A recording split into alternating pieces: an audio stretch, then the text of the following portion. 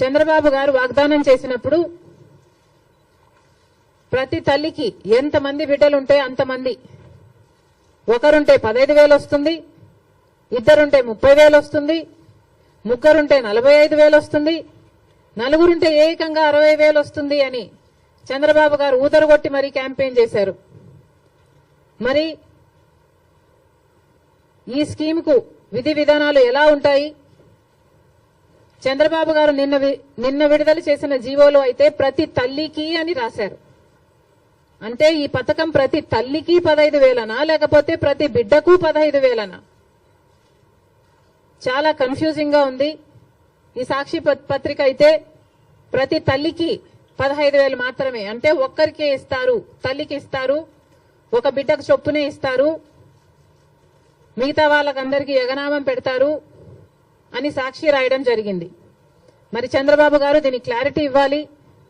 ఈ పథకం వర్తిస్తున్నది ప్రతి తల్లికి 15,000 లేకపోతే ప్రతి బిడ్డకు 15,000?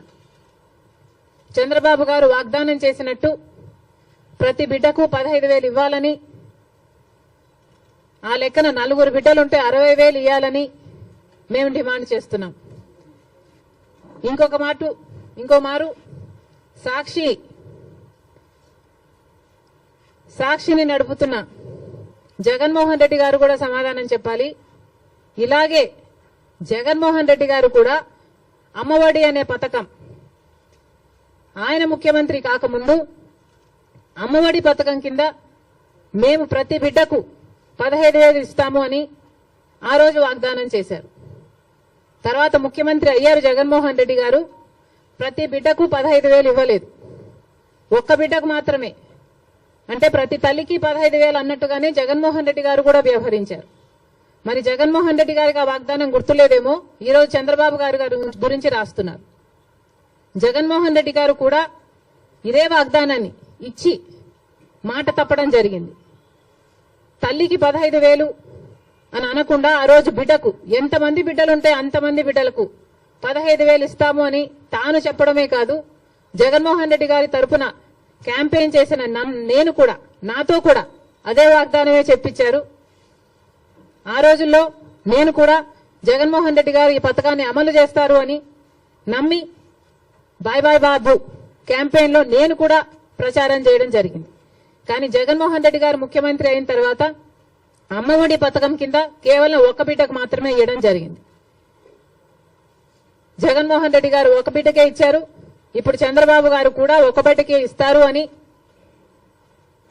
అర్థం వచ్చేటట్టుగా నిన్న జీవోలో ప్రతి తల్లికి 15,000 అని రాయటం జరిగింది. కాబట్టి చంద్రబాబు గారు దీని మీద క్లారిటీ ఇవ్వాల్సిన అవసరం ఉంది అని కాంగ్రెస్ పార్టీ డిమాండ్ చేయడమే కాకుండా ప్రతి బిడ్డకు మీరు వాగ్దానం చేసినట్టు సూపర్ 6 లో ఉన్న ప్రతి వాగ్దానము నిలబెట్టుకోవాలని కాంగ్రెస్ పార్టీ చంద్రబాబు గారిని, కూటమిని డిమాండ్ చేస్తున్నాం.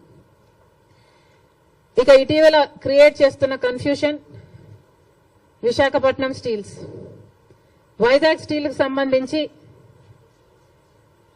తెలుగుదేశం పార్టీ ప్రజాప్రతినిధులే రకరకాలుగా మాట్లాడుతున్నారు.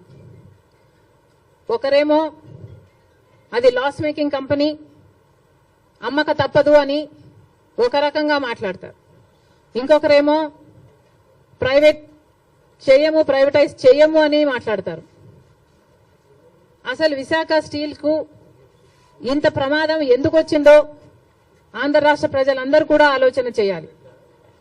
అధికారంలో ఉన్న బీజేపీ పార్టీ అయితేమి, ఇక్కడ అధికారంలో ఉన్న చంద్రబాబు గారు అయితేనేమి ఆలోచన చేయాలి.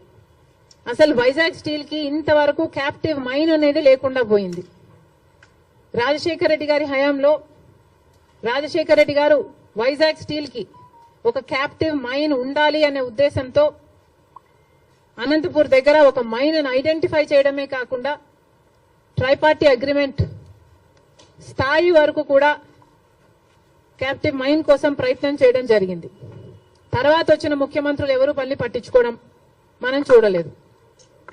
రాజశేఖర రెడ్డి గారు ముఖ్యమంత్రిగా ఉన్నప్పుడు ఆర్థికంగా కూడా వైజాగ్ స్టీల్ కి 100 కోట్లు ఇచ్చి ఆదుకోవడం జరిగింది.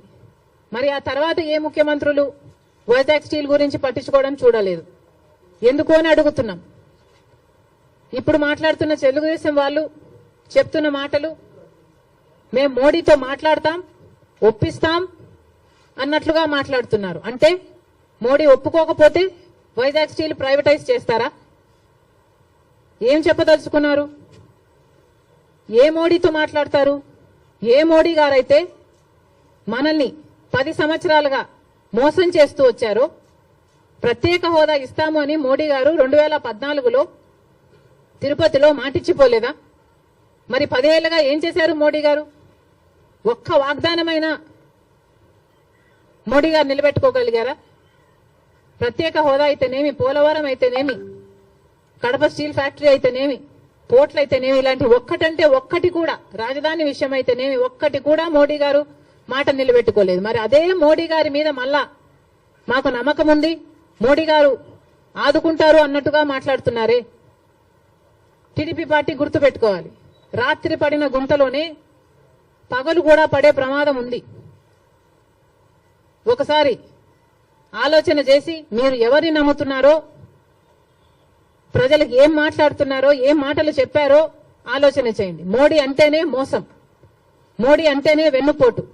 ఆంధ్ర రాష్ట్రానికి ఇప్పటికే 10 సంవత్సరాలుగా వెన్నుపోటు పొడుస్తూనే ఉన్నాడు మోడీ గారు. అలాంటి మోడీ గారి చేతుల్లో వైజాగ్ స్టీల్ పెట్టడం అన్నది దారుణం.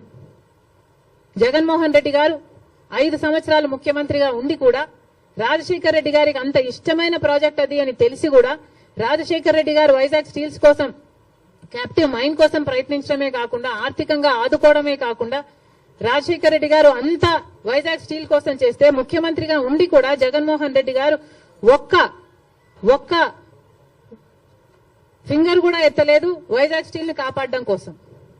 ఎందుకు అని అడుగుతున్నాం. వైజాగ్ స్టీల్ నష్టాలలో ఉందా అన్నట్టుగా ఆ గ్రూపుల ఆర్గనైజేషన్లు వచ్చి మాట్లాడితే, అయ్యో నష్టాలలో ఉందా అన్నట్లుగా జగన్మోహన్ రెడ్డి గారు ప్రశ్నించడం జరిగింది. ఇప్పుడు చంద్రబాబు గారేమో నోరిప్పకుండా వాళ్ళ చేత కన్ఫ్యూజింగ్ స్టేట్మెంట్స్ ఇప్పిస్తున్నారు. చంద్రబాబు గారిని డిమాండ్ చేస్తున్నాం, చంద్రబాబు గారే మాట్లాడాల్సిన అవసరం ఉంది.